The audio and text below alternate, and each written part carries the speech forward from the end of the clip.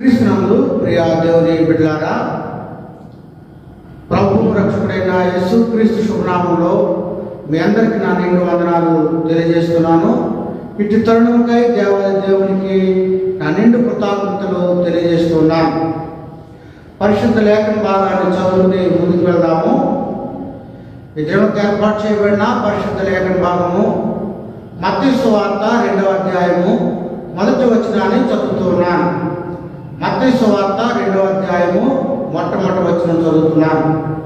రాజైన హేరోదు దినముల యందు యూదయ దేశపు బెత్లెహేములో యేసు పుట్టిన పిమ్మట ఇదిగో తూర్పు దేశపు జ్ఞానులు యెరూషలేమునకు వచ్చి, యూదుల రాజుగా పుట్టినవాడు ఎక్కడున్నాడు? తూర్పు దిక్కున మేము ఆ నక్షత్రం చూసి ఆయన పూజింపవచ్చుతామని చెప్పి ప్రార్థించదము. మహాగరుడును మహోన్నతుడును సర్వశక్తి మిక్కిలి కనికరం కలిగిన ప్రభువా, ఈ దినం 10 నిమిషాల పాటు ఈ పక్షాన్ని పడబోతుండగా నన్ను మీరు బోరగా వాడుకోండి. ఈ మాటలు వినుచున్న ప్రతి ఒక్కరిలోనూ వినేటువంటి హృదయాన్ని దయచేయండి. విన్న వాక్యం కొట్టుకుపోకున్నట్లుగా హృదయంలో భద్రపరచమని ప్రార్థిస్తున్నాను. మహిమ ఘనత ప్రభావం మీరే పొందమని యేసు దివినామని అడిగి వేడుకుంటున్నాం తండ్రి, ఆమేన్. మత్తయి సువార్త 2వ అధ్యాయము యేసు ప్రభు యొక్క పుట్టుకను గురించి రాయబడి ఉంది. ప్రభు యేసుక్రీస్తు ఈ లోకంలో పుట్టాడు కనుకనే ప్రపంచానికి కొలబద్దగా క్రీస్తు పూర్వము, క్రీస్తు శకం అనేటువంటివి ఏర్పడ్డాయి. ఏదైనా తారీఖు వేయాలంటే బీసీయా అలాగే ఏడీనా రాయాలి కదా. యేసు రాకే లోకాన్ని రెండుగా విభజించిందనేటువంటిది వాస్తవం. యేసు ప్రభు ఎప్పుడు పుట్టాడు? ప్రపంచ చరిత్ర చెప్తూ ఉంది. 2వ అధ్యాయం 1వ వచనంలో రాజైన హేరోదు దినముల యందు. యేసు ప్రభు ఎప్పుడు పుట్టాడంటే హేరోదు పరిపాలిస్తున్నప్పుడు ఆయన పుట్టినటువంటి వాడుగా ఉన్నాడు. ప్రియులారా, యేసు ప్రభు ఈ లోకానికి ఈ 2వ అధ్యాయము ఒక రాజుగా పుట్టాడని చెప్తా ఉంది. యేసు ప్రభు పుట్టాడు, ఇంకా ఆయన ఏ కార్యము చేయలేదు, కనీసం నోరు మెదపలేదు, అద్భుతాలు చేయలేదు, ఎక్కడికి సంచరించలేదు. అయితే బైబిల్ చెప్తా ఉంది, హేరోదు రాజు 3వ వచనంలో హేరోదు రాజు ఈ సంగతి విన్నప్పుడు అతనితో కూడా ఉన్న యెరూషలేమునందు కలవరపడని యేసు బాలుడు పుడితేనే రాజు పర్యంతరము కలవరపడినటువంటి వాడుగా లేఖనం మాట్లాడుతుంది. పిల్లరా, ఆయన ఏమి చేయకోకుండానే బాలుడు పుట్టాడు, ఏడ్చుంటాడు. బాలుడు ఏడిస్తేనే ఆ రాజుగారు పర్యంతరము కలవరము రాజుతో పాటు ఉండగా రాజుగారిని కలవరపరిచింది యేసు ప్రభు యొక్క పుట్టుక. కనుక పిల్లరా, 2వ అధ్యాయం 1వ వచనంలో రాజైన హేరోదు దినముల యందు యూదయ దేశ బెత్లెహేములో యేసు పుట్టిన పిమ్మట. యేసు ప్రభు ఎక్కడ పుట్టాడు అంటే ఆయన బెత్లెహేములో యేసు ప్రభు పుట్టినటువంటి వాడుగా ఉన్నాడు. బెత్లెహేము అనేటువంటి ఆ పదానికి అర్థం ఏమిటంటే రొట్టెల ఇల్లు. ఆ రొట్టెల గృహంలో యేసు ప్రభు ఆ బెత్లెహేములో పుట్టినటువంటి వాడుగా ఆయన ఉన్నాడు. క్రీస్తునందు ప్రియ జనులారా, ఈ అధ్యాయం అంతట్లో కూడా ఏ విషయాన్ని మనం మాట్లాడుతుందంటే మొదట జ్ఞానుల రాకడ గురించి మాట్లాడుతూ ఉంది. 2వ వచనం నుండి హేరోదు కలవరం, జ్ఞానుల యొక్క ప్రయాణం, జ్ఞానుల యొక్క ఆరాధన, హేరోదు యొక్క దుర్మార్గం, ప్రభువునకు అక్కడ అపాయం ఉందని దేవుని దూత ఐగుప్తుకు వెళ్ళడం, మరలా ఐగుప్తు నుంచి రావడం, ఇవన్నీ కూడా ఈ 2వ అధ్యాయంలో మనము చూడగలుగుతాం. 2వ అధ్యాయము యేసు ప్రభు హేరోదు కాలంలో పుట్టాడని, ఆయన గొప్ప పరిపాలనా దక్షకుడు, రోమీ పాలనలో సంవత్సరం పరిచయవాడైనప్పటికీ మహాజ్ఞానం చేత పరిపాలిస్తూ గొప్ప ప్రాజెక్టులు నిర్మించాడు. ఆయన 20 సంవత్సరాలు దేవాలయాన్ని కట్టాడు. ప్రజలందరి చేత మంచి అనిపించుకున్నాడు క్రూరుడు.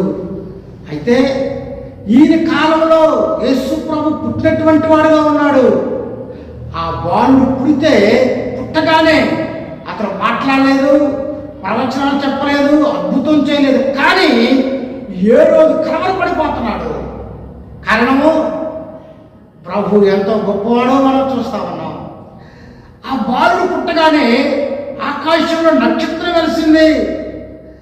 అది విచిత్రమైనటువంటి నక్షత్రం, జ్ఞానులు ప్రభు వద్దకు నడిపించిన నక్షత్రం. ఆ నక్షత్రాన్ని చూసుకుంటూ ఏ రోజు దగ్గరికి డైరెక్ట్ వచ్చారంటే జ్ఞానులు ఎంత గొప్పవారో. యూదుల రాజు పుట్టుడు ఎక్కడున్నాడు అనగానే ఆయన గుండె పగిలిపోయినంత పని. ఎందుకు ఈయనే రాజు దగ్గరకు వచ్చి రాజు ఎక్కడున్నాడంటే పాపరాదానికి కోపం వచ్చింది. ఆయనకు కలవరపడిపోయాడు. పిల్లరా, యేసు బాలుడు పశువుల పాకలో పుడితే జ్ఞానులు నక్షత్రము ఇంట్లో ఉన్న ప్రదేశానికి నడిపించింది. వారు అత్యానందభరితులైపోయారు. ఈ విషయాలన్నీ కూడా ఈ 2వ అధ్యాయంలో చూస్తాం. అందువల్ల ఈ 2వ అధ్యాయము యేసు ప్రభువు ఎంత గొప్పవారు దర్శించారో, ఎవరి కాలంలో పుట్టాడో అని చెప్పడానికి ఈ 2వ అధ్యాయము చాలా ప్రాముఖ్యమైందని లేఖనము మాట్లాడుతూ ఉంది. యేసు ప్రభు ఎప్పుడు పుట్టాడు? ప్రపంచ చరిత్ర చెప్తూ ఉంది. 2వ అధ్యాయం 1వ వచనంలో రాజైన హేరోదు దినములందు యేసు ప్రభు ఎప్పుడు పుట్టాడంటే హేరోదు పరిపాలిస్తున్నప్పుడు ఆయన పుట్టినటువంటి వాడుగా ఉన్నాడు. పిల్లరా, యేసు ప్రభు ఈ లోకానికి ఈ 2వ అధ్యాయము ఒక రాజుగా పుట్టాడని చెప్తా ఉంది. యేసు ప్రభు పుట్టాడు, ఇంకా ఆయన ఏ కార్యము చేయలేదు, కనీసం నోరు మెదపలేదు, అద్భుతాలు చేయలేదు, ఎక్కడికి సంచరించలేదు. అయితే బైబిల్ చెప్తా ఉంది, హేరోదు రాజు 3వ వచనంలో హేరోదు రాజు ఈ సంగతి విన్నప్పుడు అతనితో కూడా ఉన్న యెరూషలేమునందు కలవరపడని. యేసు బాలుడు పుడితేనే రాజు పర్యంతరము కలవరపడినటువంటి వాడుగా లేఖనం మాట్లాడుతుంది. పిల్లరా, ఆయన ఏమి చేయకోకుండానే బాలుడు పుట్టాడు, ఏడ్చుంటాడు. బాలుడు ఏడిస్తేనే ఆ రాజుగారు పర్యంతరము కలవరము రాజుతో పాటు ఉండగా రాజుగారిని కలవరపరిచింది యేసు ప్రభు యొక్క పుట్టుక. కనుక పిల్లరా, 2వ అధ్యాయం 1వ వచనంలో రాజైన హేరోదు దినములందు యూదయ దేశ బెత్లెహేములో యేసు పుట్టిన పిమ్మట, యేసు ప్రభు ఎక్కడ పుట్టాడు అంటే ఆయన బెత్లెహేములో యేసు ప్రభు పుట్టినటువంటి వాడుగా ఉన్నాడు. బెత్లెహేము అనేటువంటి ఆ పదానికి అర్థం ఏమిటంటే రొట్టెల ఇల్లు. ఆ రొట్టెల గృహంలో యేసు ప్రభు ఆ బెత్లెహేములో పుట్టినటువంటి వాడుగా ఆయన ఉన్నాడు. క్రీస్తునందు ప్రియజనులారా, ఈ అధ్యాయం అంతట్లో కూడా ఏ విషయాన్ని మనకు మాట్లాడుతుందంటే మొదట జ్ఞానుల రాకడ గురించి మాట్లాడుతూ ఉంది. 2వ వచనం నుండి హేరోదు కలవరం, జ్ఞానుల యొక్క ప్రయాణం, జ్ఞానుల యొక్క ఆరాధన, హేరోదు యొక్క దుర్మార్గం, ప్రభువునకు అక్కడ అపాయం ఉందని దేవుని దూత ఐగుప్తుకు వెళ్ళడం, మళ్ళీ ఐగుప్తు నుంచి రావడం, ఇవన్నీ కూడా ఈ 2వ అధ్యాయంలో మనము చూడగలుగుతాం. కనుక పిల్లరా, 2వ అధ్యాయంలో యేసు ప్రభు ఎప్పుడైతే పుట్టాడో యూదయ బెత్లెహేములో ఆయన పుట్టినప్పుడు ఎంతో గొప్ప విశేషాలు మనము చూడగలుగుతున్నటువంటి వారుగా ఉన్నాం. 2వ అధ్యాయంలో ఇదిగో తూర్పు దేశపు జ్ఞానులు యెరూషలేమునకు వచ్చి యేసు ప్రభు పుట్టినటువంటి బాలుడు సామాన్యుడే కానీ మహా గొప్పవారు యేసు ప్రభును చూడడానికి వచ్చినటువంటి వారుగా ఉన్నారు. ఆ జ్ఞానులు వచ్చి హేరోదు దగ్గరకు వచ్చారు. హేరోదు ఎప్పుడు పరిపాలించాడంటే క్రీస్తు పూర్వము 37 నుండి 4 వరకు ఆయన పరిపాలించాడు. వీళ్ళరా పలానప్పుడు యేసు బాలుడు పుట్టాడనడానికి ఒక చరిత్ర ఆధారంగా హేరోదు ఉన్నాడు.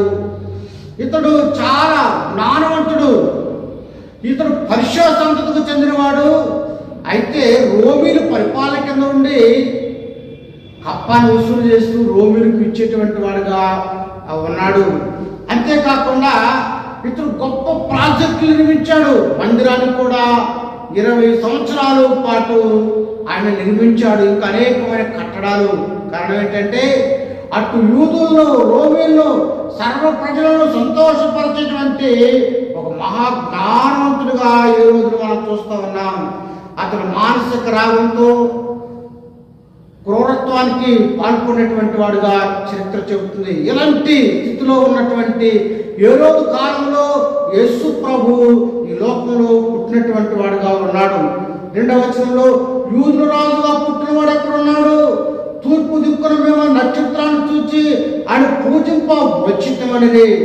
జ్ఞానులు వచ్చారు. యేసు ప్రభు సామాన్యుడిగా పుడితే ఆయన వచ్చి అంటున్నాడు, యూదుల రాజుగా పుట్టినవాడు ఎక్కడున్నాడు అంటే హేరోదు ఒక రాజు దగ్గరికి వెళ్ళి రాజు ఎక్కడ పుట్టాడంటే రాజుగారికి ఎలాగుంటుంది? ఆయన కాదనేగా. ఆయనకి ఎంత కోపం వస్తుందంటే చెప్పలేముగా. అనగా యేసు ప్రభు పుట్టినప్పుడు ఆ రాజు ఎంతగా కలవరపడ్డాడో మనం చూస్తూ ఉన్నాం. తూర్పు దిక్కున మేము ఆయన నక్షత్రాన్ని చూసి వీళ్ళరా సామాన్యంగా గొప్పవారు పుడితే నక్షత్రాలు పుడతాయని చెప్పవచ్చు. చదువుకునేటప్పుడు గుర్రం జాషువా రాజు కవి అనే 7వ తరగతిలో పాఠం చదువుకున్నాను. రాజు కవి అనేది ఆ పాఠం రాస్తూ ఆయన అంటాడు, రాజు పుట్టే గగనాన తార అని రాస్తాడు ఆయన. కాబట్టి తారవలసింది నక్షత్రం. పైగా బైబిల్ చెబుతుంది హిజ్ స్టార్. ఆయన నక్షత్రాన్ని చూసి ఒక మహానుభావుడు రాజుగా యూదుల కొరకు పుట్టాడు. ఆయన పుట్టగానే ఆకాశంలో నక్షత్రం వెలిసింది. ఆ నక్షత్రాన్ని చూసి మేము వచ్చామని చెప్పగానే రాజు ఆయన పూజింపవచ్చితమన్నారు. బైబిల్ చెబుతుంది 3వ వచనంలో హేరోదు రాజు ఆ సంగతి విన్నప్పుడు అతనితో కూడా యెరూషలేములో కలవరపడిని. వీళ్ళరా కలవరం. యేసు బాలుడు పుట్టినప్పుడు యెరూషలేమంతా కూడా కలవరంతో నిండిపోయింది. చూసారా? జస్ట్ ఆ బాలుడు పుడితేనే కలవరంతో నిండినటువంటిదిగా ఉంది. 4వ సంఖ్యాకాండము 24వ అధ్యాయము 17వ వచనంలో లేఖనం ఇలాగా మాట్లాడుతుంది. సంఖ్యాకాండము 24:17లో లేఖన భాగంలాగా మాట్లాడుతుంది. చదువుతున్నాను. నక్షత్రము యాకోబులో ఉదయించును, రాజ్యదండం ఇశ్రాయేలు నుండి లేచును, అది మోయాబు ప్రాంతములను కొట్టును, కలహవీరులందరినీ నాశనం చేయును. చూసారా? యాకోబులో నక్షత్రం ఉదయించును. పిల్లరా, యాకోబులో నక్షత్రం వెలిసింది. ఆ నక్షత్రం వెలిసిందని జ్ఞానం చెబితే ఏ రోజు కలవరపడుతున్నటువంటి వాడుగా లేఖనము మాట్లాడుతున్నారుగా. ఆయన హిజ్ స్టార్, ఆయన నక్షత్రం కలిగినటువంటి వాడుగా ఉన్నాడని లేఖనము మాట్లాడుతూ ఉంది. 4వ వచనం చదువుతున్నాను. కాబట్టి రాజు ప్రధాన యాజకు పనులలోను శాస్త్రులందరినీ సమకూర్చి క్రీస్తు ఎక్కడ పుట్టినాడని వారిని అడిగాను. పిల్లరా, రాజు ప్రధాన యాజకులను శాస్త్రులందరినీ గొప్పవారందరినీ పిలిచి క్రీస్తు ఎక్కడ పుట్టాడు అని వారిని అడిగాడు. పిల్లరా, గొప్ప విషయం కదా. యేసు ప్రభు ఎక్కడ పుట్టాడో పరిష్కారంగా తెలుసుకోమని అడుగుతున్నాడు. 5వ వచనంలో యానేలుగా యూదయ దేశం బెత్లెహేమా, నీవు యూదా ప్రధానంలో ఎంత మాత్రం అల్పమైన దానివి కావు. ఇశ్రాయేలు ప్రజల్ని పరిపాలించే అధిపతి నీలో నుండి వచ్చును. పిల్లరా, ఈ ప్రవచనం ఇది పాత నిబంధనలో మీకా ప్రవచనం చెప్పాడు. యూదా దేశ బెత్లెహేమా, నువ్వు స్వల్పమైన దానివే. బెత్లెహేమును నాడు ఎఫ్రాతా అని పిలిచేవారు. అది చిన్న గ్రామం, స్మాలెస్ట్. అది పెద్ద పట్టణం కాదు. అయితే అలాంటి చిన్న ఊర్లో యేసు ప్రభు పుట్టాడు. పిల్లరా, ఎఫ్రాతా అనేటువంటిది యేసు బాలుడు పుట్టినటువంటిది అది చిన్నదే, కానీ అది గొప్ప గొప్ప వాళ్ళు అక్కడ, అనగా దావీదు లాంటి వారు జన్మించినటువంటి దావీదు పట్టణముగా అది పేర్కొనబడినటువంటిదిగా ఉంది. క్రీస్తునందు ప్రియులారా, ఈ ఎఫ్రాతాలో బెత్లెహేములో దావీదు పూర్వీకులు అక్కడ నివాసం చేసినటువంటి వారుగా ఉన్నారు. కనుక యేసు ప్రభు ఆ యూదయ బెత్లెహేములో పుట్టినటువంటి వాడుగా, అది చిన్నదే కానీ అది దేవుడికి అనుకూలమైనటువంటిది కాదు. యేసు బాలుడు అక్కడ పుట్టినటువంటి వాడుగా ఉన్నాడని లేఖనము మాట్లాడుతూ ఉన్నది. మీకా గ్రంథము 5:2 చదువుతున్నాను. మీకా 5:2,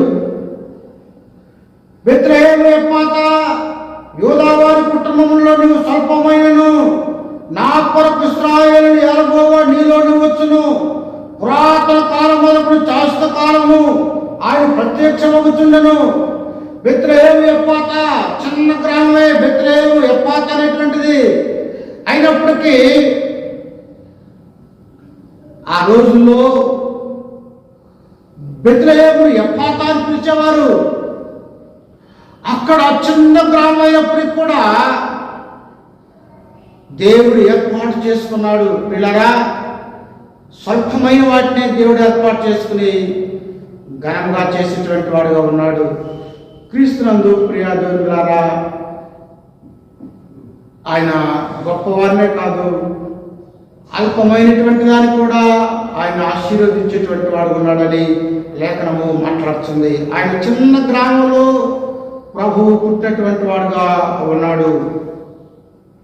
6వ వచనంలో, అంతటా హేరోదు జ్ఞానులను రహస్యంగా పిలిపించి ఆ నక్షత్రం కాలాన్ని పరిష్కారంగా తెలుసుకొని, మీరు వెళ్ళి ఆ శిశువు విషయమై జాగ్రత్తగా విచారణ తెలుసుకోనగానే నేను వచ్చి ఆయన పూజించినట్లు నాకు వర్తమానం తెండి చెప్పి వారిని బెత్లెహేమునకు పంపెను. పిల్లరా, ఆ జ్ఞానులు చెప్పారు యేసు ప్రభు ఎక్కడ పుట్టాడని. ఆయన పుట్టాడని తెలవగానే జ్ఞానులు వచ్చారు, రాజును కలుసుకున్నారు. ఎందుకంటే రాజులు రాజు గృహంలోనే పుడతారు కనుక, హేరోదు పరిపాలిస్తున్నాడు కనుక హేరోదు ప్యాలెస్లో పుట్టాడని వారు వచ్చారు. కానీ లేఖనం మాట్లాడుతుంది, రాజు ప్రధాన యాజకులను ప్రజలలో శాస్త్రాలను పరిష్కారంగా తెలుసుకున్నాడు కనుక ఆయన ఎక్కడ పుడతాడంటే ఆ గ్రంథాలు చెప్తున్నాయి, ప్రవచనాలు చెప్తున్నాయి, యూదయ దేశం బెత్లెహేములో పుడతాడని. కనుక రాజు ఈ జ్ఞానులు ఆ బెత్లెహేములకు పంపినటువంటి వాడుగా ఉన్నాడు. ఆయన పూజించి మళ్ళీ నాకు చెప్పండి అని చెప్పాడు. క్రీస్తునందు ప్రియులారా, 9వ వచనంలో, వారు రాజు మాట విని బయలుదేరిపోతుండగా ఇదిగో తూర్పు దేశంలో వారు చూసి నక్షత్రమును ఆ శిశువును ఉండిన చోటికి మీదుగా వచ్చి నిలుచు వరకు వారికి ముందుగా నడిచెను. యేసు ప్రభువు ఉన్నటువంటి ఆ ప్రదేశానికి వారు ఎలా నడిచారంటే, ఒక నక్షత్రము వారికి త్రోవను చూపింది. బైబిల్ అంటుంది, ఇదిగో తూర్పు దేశం వారు చూసిన నక్షత్రము. యేసు పాలు పుట్టినప్పుడు ఒక నక్షత్రం వెలిసింది. ఆ నక్షత్రాన్ని చూసుకుంటూ వచ్చు వరకు వారికి ముందుగా నడిచెను. ఈ నక్షత్రము ఒక ప్రత్యేకమైన నక్షత్రము. అది ఎలాంటి నక్షత్రం అంటే అది నడిచే నక్షత్రం, వారికి త్రోవ చూపేటువంటి నక్షత్రం. క్రీస్తునందు ప్రియా దేవులారా, ఆ నక్షత్రము వారిని నడిపించేటువంటిదిగా ఉందని లేఖనం మాట్లాడుతుంది. దానియేలు గ్రంథంలో ఒక మాట రాయబడి ఉంది, చదువుతున్నాను. దానియేలు గ్రంథంలో 12:3 ఇలా వాక్యం మాట్లాడుతుంది. బుద్ధిమంతులైతే ఆకాశమనలో జ్యోతుల వలె కోరిన వారై ప్రకాశించెదరు.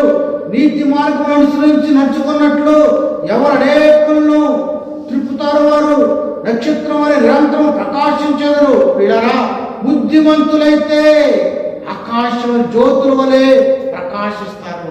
అనగా నీవు నేను కూడా నక్షత్రాల వలె ఉండాలని ప్రభు కోరుకుంటున్నాడు. ఈ నక్షత్రము వారికి ముందుగా నడిచినటువంటిది. అనేకులు ఎందరైతే ప్రభువు తిప్పుతారో వారు ఆకాశ మండలంలోని జ్యోతుల వలె అనగా నక్షత్రాల వలె ఉంటారని లేఖనము మాట్లాడుతుంది. 10వ వచనంలో వారు ఆ నక్షత్రమును చూసి అత్యానందభరితులై, పిల్లరా, ఆ నక్షత్రము వారిని అత్యానందభరితులుగా చేసింది. 11వ వచనంలో ఇంటిలోనికి వచ్చి తల్లైన మరియను ఆ శిష్యుని చూచి సాగిలపడి ఆయన పూజించి తమ పెట్టెలను విప్పి బంగారము సాంబ్రాణి బోలము కానుకలుగా ఆయనకు సమర్పించరి. వినరా, ఆ నక్షత్రం వీరిని ఆనందభరితులుగా చేసింది. అంతేకాకుండా ఇంటిలోనికి వచ్చి, చూసారా, యేసు ప్రభువు ఎక్కడ పుట్టాడు? ఆయన పశువుల పాకలో పుట్టాడని లేఖనం మాట్లాడుతుంది. మరి యేసు ప్రభు ఎక్కడ కొన్నా నడిపించింది నక్షత్రము? ఇంటిలోనికి నడిపించింది. పిల్లరా, యేసు బాలుడు ఇంటిలోనే పుట్టలేదు కానీ పశువుల పాకలో పుట్టాడు. అయితే వారు నక్షత్రాన్ని చూసి వెతుక్కుంటూ ప్రభువును ఆనాటికి ఇంట్లో పెట్టారు. ఆ ఇంటి వద్దకు జ్ఞానులు నడిపించింది. బైబిల్ చెప్తుంది, వారు అత్యానందభరితులైపోయారు. అనగా వారు యేసు బాలుని చూడటానికి వచ్చారు. వారు కన్నులతో యేసు బాలుని వీక్షించారు.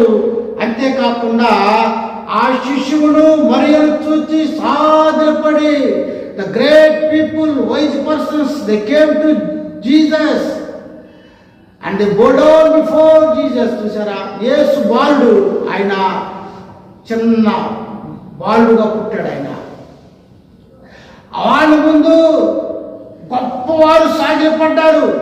ఎవరు ఈ గొప్పవారు? వీరు జ్ఞానులు. మ్యాగియన్ రాయబడుతుంది. మ్యాగియన్ అనే పదము మ్యాజిస్ట్రేట్ అనగా రాజులు, పరిపాలించేవారు.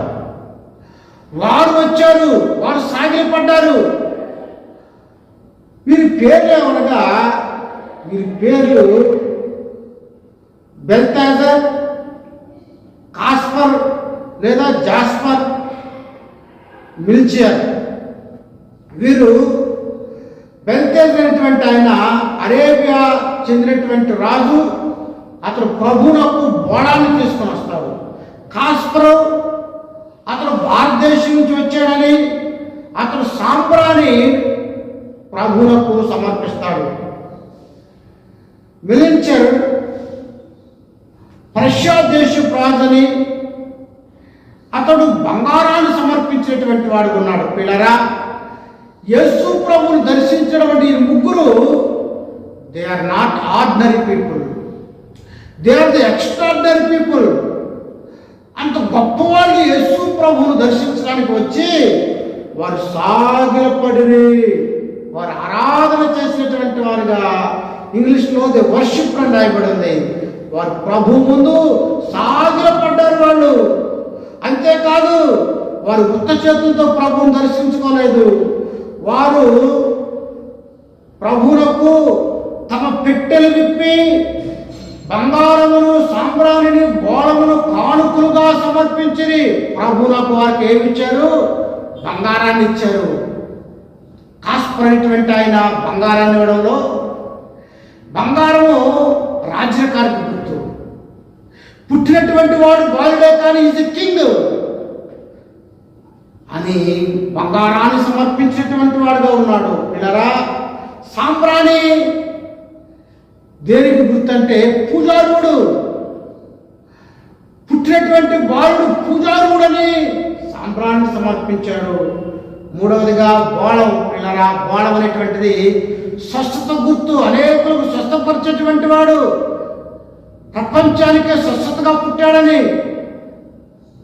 అంతేకాకుండా శవపేటును భద్రపరచడానికి కూడా, శవాన్ని భద్రపరచడానికి ఈ బోళాన్ని వాడతారు. నువ్వు లోకరక్షణార్థమై సాక్షార్థమై మరణించమై ఉన్నావని ఆ బాలుడుకు బోళాన్ని సమర్పించడం జరిగింది. క్రీస్తునందు ప్రియ దేవులారా, యేసు బాలుడు పుడితే గొప్పవారు వచ్చి ఆయనకు బంగారము, బోళమును, సాంబ్రాన్ని సమర్పించినటువంటి వారు ఉన్నారని లేఖనము మాట్లాడుతుంది. వారు ఆ విధంగా రావడానికి ఆ నక్షత్రం వారికి సహాయపడింది. ఆ నక్షత్రం ఎందుకు పుట్టిందంటే కేవలం యేసు ప్రభువును చూపించడానికి మాత్రమే పుట్టింది. అనంతరము అది ఇక ఎన్నటికీ కనబడలేదు. క్రీస్తునందు ప్రియులారా, నీవు నేను అనేకులను నడిపించేటువంటి నక్షత్రాల వల్ల ఉండాలని ప్రభువు కోరుకుంటూ ఉన్నాడు. అంత మాత్రమే కాకుండా ఈ లోకంలో ఆ నక్షత్రం ఓన్లీ జ్ఞానులు, ప్రభువులు వద్దకు నడిపించడానికి వచ్చింది. అనంతరం అది ఎన్నడూ కూడా కనబడలేదు. ఈ లోకంలోనికి యేసు ప్రభు కంటే ముందుగా బాప్తిస్ముడకుడైనటువంటి యోహాను వచ్చాడు. ఇదిగో లోక పాపాలు మోసుకునే దేవుని గొర్రెపిల్ల అని యేసు ప్రభువును చూపించాడు. అనంతరం ఇక అతడు లేడు. ప్రియులారా, అరెస్ట్ చేయబడ్డాడు యోహాను. నీవు నేను లోకంలో ఎందుకున్నావంటే కేవలం ప్రభువును చూపించడానికి ఉన్నాము. కానీ మన జీవితాల ద్వారా, మన ప్రవర్తన ద్వారా, మన విధానం ద్వారా ప్రభువును చూపించగలుగుతున్నావా? క్రీస్తుని పోలి నడుచుకుంటున్నావా? ఈ నక్షత్రం కేవలము యేసు ప్రభువు దగ్గరకు నడిపించడానికి మాత్రమే పుట్టింది. యేసు ప్రభువును వారు ఇంట్లో కనుగొన్నారంటే వారు చాలా దూరం ప్రయాణం చేశారు. వాళ్ళు ఒక ఆయన అంటాడు 2 సంవత్సరాలు ప్రయాణం చేశాడు ఒక వేద పండితుడు. అనగా ఇది దారి చూపించుకుని పగలు రాత్రి కూడా ప్రకాశిస్తానే ఉంది. అది ప్రభువును ఎల్లప్పుడూ అనగా కొన్ని ఏళ్ల పాటు వరకు ప్రభువును చూపించింది. క్రీస్తునందు ప్రియులారా, మన ఈ లోకంలో క్రీస్తును చూపించేటట్టుగా మన జీవితాలు ఉండాలని లేఖనం మాట్లాడుతూ ఉంది. 11వ వచనంలో, వారు వెళ్ళిన తర్వాత ఇదిగో ప్రభుదూత స్వప్నమందు యేసేపుకు ప్రత్యక్షమై హేరోదు ఆ శిశువును సంహరింపవల్లని ఆయన వెదకుచున్నాడు కనుక నీవు లేచి ఆ ప్రభువును ఆయన తల్లిని వెంట పెట్టుకుని ఐగుప్తునకు పారిపోయి నేను నీతో తెలియజెప్పు వరకు అక్కడనే ఉండమని అతనితో చెప్పెను. దేవుని యొక్క దూత ప్రత్యక్షంగా మాట్లాడి యేసేపు, నీవు ఈ యేసును మరియు తల్లిని తీసుకుని ఐగుప్తునకు వెళ్ళిపో. ప్రియులారా, ప్రత్యక్షమై మాట్లాడుతూ ఉన్నాడు దూత. యేసేపు ప్రత్యక్షమై మన ప్రభువు ప్రత్యక్షమయ్యేవాడు. మాట్లాడే దేవుడు ఆయన. కళల ద్వారా, దర్శనం ద్వారా, స్వరం ద్వారా యేసు ప్రభు మాట్లాడే దేవుడు. ఆగ్రంటలు చూస్తున్న దేవుడు. పిల్లరా, భక్తులు అనేకమైనటువంటి దర్శనాలు చూశారు. మరి మనము అలాంటి సంబంధాన్ని దేవుడితో కలిగి ఉంటున్నామా? ప్రార్థనలో ఎల్లప్పుడూ నువ్వు మాట్లాడుతున్నా కాదు, ఆయన మాట్లాడడానికి కూడా అవకాశం ఇవ్వాలి. క్రీస్తునందు ప్రియులారా, దేవుడు యేసేపునకు క్రమాన్ని నేర్పుతున్నాడు. నువ్వు ఎలా ఉండాలో, ఎక్కడికి వెళ్ళాలో ఒక క్రమాన్ని నిర్దేశంగా చేస్తున్నాడు. హేరోదు యేసు బాలుని చంపజూస్తున్నాడు కనుక నువ్వు ఐగుప్తుకు వెళ్ళిపో అని దేవుడు మాట్లాడుతున్నాడు. 14వ వచనంలో, అప్పుడు అతడు లేచి రాత్రి వేళ శిష్యుని తనని తోడుకొని ఐగుప్తులకు వెళ్ళి ఐగుప్తు నుండి నా కుమారుడు పిలిచిత్తునని ప్రవక్త ద్వారా ప్రభు సెలవిచ్చిన మాట నెరవేరినట్లు హేరోదు మరణం వరకు అక్కడే ఉండెను. ప్రియులారా, దేవదూత చెప్పాడు, వెళ్ళమని ఐగుప్తునకు చెప్పిన ప్రకారము అతడు ఐగుప్తునకు వెళ్ళినటువంటి వాడుగా లేఖనము మాట్లాడుతూ ఉంది. 16వ వచనంలో ఆ జ్ఞానులు తాము అపహసించిన హేరోదు గ్రహించి బహు ఆగ్రహం తెచ్చుకొని 16వ వచనము ఆ జ్ఞానులు తాను అపహసించిన హేరోదు గ్రహించి బహు ఆగ్రహం తెచ్చుకొని తాను జ్ఞానుల వలన వివరముగా తెలుసుకున్న కాలమును బట్టి బెత్లెహేములోను దాని సకల ప్రాంతంలోను 2 సంవత్సరములు మొదలుకొని తక్కువ వయసు గల మగపిల్లలందరినీ వధించెను. క్రీస్తునందు ప్రియులారా, జ్ఞానులతో హేరోదు ఆ బాలుని తెలుసుకొని తిరిగి రమ్మని చెప్పాడు, కానీ రాలా. ఎందుకు? దేవుడు జ్ఞానులతో చెప్పాడు, అందువల్ల వాళ్ళు తిరిగి రాలేదు. అపహసించాలని తెలుసుకొని ఏం చేశాడంటే 2 సంవత్సరాల వయసు గల వాళ్ళందరినీ కూడా చంపించినటువంటి వాడుగా ఉన్నాడు. ఎందుకు?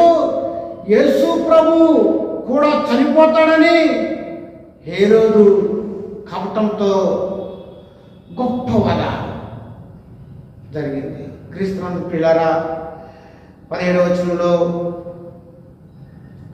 అందువలన రమాలు అంగలార్పు వినబడెను, ఏడ్పును మహారోదనయు కలిగెను. రాహేలు తన పిల్లల విషయమై ఏడ్చుచు వారు లేనందున ఓదార్పు నందనలకు పుణ్యను అని ప్రవక్త అయిన ఇర్మియా ద్వారా చెప్పబడిన వాక్యము నెరవేరును. క్రీస్తునందు ప్రియాజనులారా, ఈ రాహేలు యాకోబు భార్య. యాకోబు ఇశ్రాయేలుగా పిలువబడ్డాడు. ఇశ్రాయేలుకు మూల పురుషుడు మరియు యాకోబు ఆ యొక్క పాలస్తీనా దేశానికి పితామహుడుగా ఉన్నాడు. ఆయన భార్య ఇశ్రాయేలీలు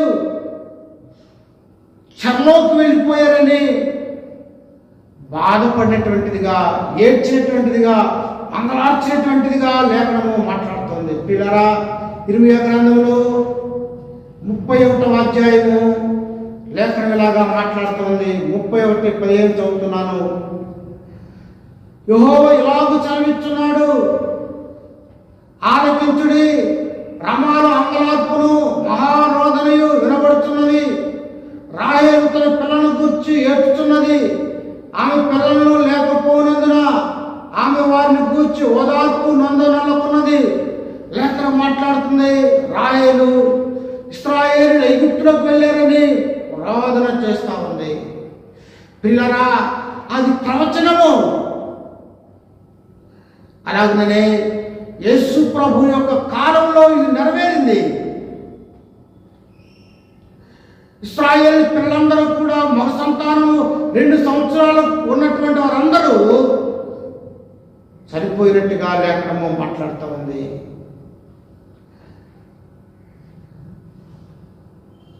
రెండు సంవత్సరాలు మొదలుకొని తక్కువ వయసు గల మగపిల్లలందరినీ వధించను, చంపించేశాడు. ఈ ప్రవచనము నెరవేరేటువంటిదిగా లేఖనము మాట్లాడుతుంది. 10వ వచనము, హేరోదు చనిపోయిన తర్వాత ఇదిగో ప్రభుదూత ఐగుప్తులో యోసేపునకు స్వప్నమందు ప్రత్యక్షమై, నీవు లేచి ప్రభువును తల్లిని తోడుకొని ఇశ్రాయేలు దేశమునకు వెళ్ళము, శిశువు మరణము తీయచూచుచుండిన వారు చనిపోయారని చెప్పాను. అప్పుడు అతడు లేచి శిశువును తల్లిని తోడుకొని ఇశ్రాయేలు దేశమునకు వచ్చాను. క్రీస్తునందు ప్రియాదేవులారా, దేవుడు మాట్లాడుతున్నాడు, యోసేపు నువ్వు తిరిగి వెళ్ళిపో పాలస్తీనాకు. కనుక దేవుని దూత చెప్పిన విధంగా మరలా తిరిగి అతడు పాలస్తీనాకు వచ్చినటువంటి వాడుగా లేఖనం మాట్లాడుతుంది. పిల్లరా, ఇశ్రాయేలీలు దేవుని యొక్క కుమారులుగా పిలువబడ్డారు. వారు 430 సంవత్సరాలు బానిసలుగా ఐగుప్తులకు వెళ్ళారు. అలాగనే యేసు ప్రభు కూడా ఐగుప్తులకు వెళ్ళేటువంటి వాడుగా ఉన్నాడు. ఐగుప్తుకి వెళ్ళినటువంటి ఇశ్రాయేలీయులు 3 పర్యాయములుగా వారు తిరిగి వచ్చారు.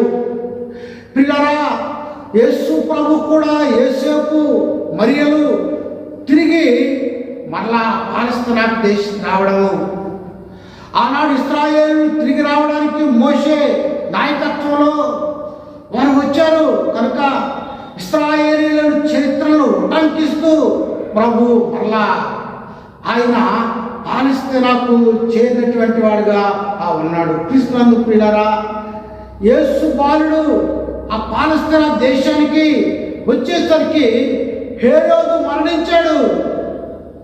అందువల్ల ప్రభువునకు అపాయం ఏమీ కూడా లేదని మనం గ్రహించవచ్చు. 21వ వచనంలో శిశువు ప్రాణం తీయజూచువారు చనిపోయారని చెప్పాను, అందువల్ల అపాయం ఏమీ లేదు, సురక్షితంగా ఉండవచ్చునని ప్రభుదూత మాట్లాడుతున్నాడు. క్రీస్తునందు ప్రియా దేవులారా, పరిశుద్ధ లేఖనము ప్రవచనాత్మకంగా తెలియజేస్తూ ఉంది. మన దేవుడు గొప్పవాడు, తన బిడ్డలను సురక్షితమైనటువంటి ప్రదేశానికి నడిపించేటువంటి వాడు కనుక యేసేపు దేవుని మాట చొప్పున చేశాడు. ఆయన ఐగుప్తుకు వెళ్ళమంటే వెళ్ళాడు, తిరిగి రమ్మంటే వస్తున్నాడు. క్రీస్తునందు ప్రియా దేవులారా, 22వ వచనం చదువుతున్నాను. అయితే అర్కిలాయు తన తండ్రి అయిన హేరోదును ప్రతిగా యూదయ దేశం ఏలుచున్నాడని విని అక్కడికి వెళ్ళి వెరచి స్వప్నమందు దేవుని చేత బోధింపబడిన వారై గలిలయ ప్రాంతమునకు వెళ్ళి నజరేతును ఊరికి వచ్చి అక్కడ కాపురం ఉండెను.